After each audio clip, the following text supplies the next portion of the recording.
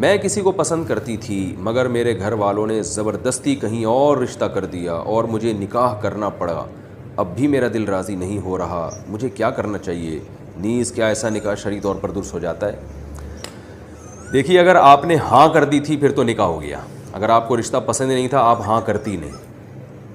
मसला ये है कि लड़की जब आक़िल बालिग़ हो तो उसकी ज़बरदस्ती शादी जायज़ नहीं है। साफ़ अहादीस हैं इस बारे में, सख्त यानी रिवायात हैं बिल्कुल बेखुबार कि आप सल्लल्लाहु अलैहि वसल्लम ने सख्ती से मना किया इस अमल से। तो रहा ये मसला, आप किसी और को पसंद करती थी, तो अगर वो ऐसी पसंद थी जिसमें कोई ख़राबी नहीं थी और आपके ख़ानदान का की कोई बेइज़्ज़ती नहीं थी उसमें। बाज़ दफ़ा लड़कियाँ ऐसे आदमी को पसंद कर रही होती हैं कि बाप के लिए उसको दामाद बनाना अपनी बेइज़्ज़ती होती है। वो इतना ऐसे ख़ानदान का होता है कि वो पूरे ख़ानदान पे एक बट्टा लग रहा होता है उनकी इज़्ज़त पे। मिसाल के तौर पर कोई बहुत बड़े ऑफ़िसर की बेटी शादी कर ले किसी बिल्कुल ही एक यानी एक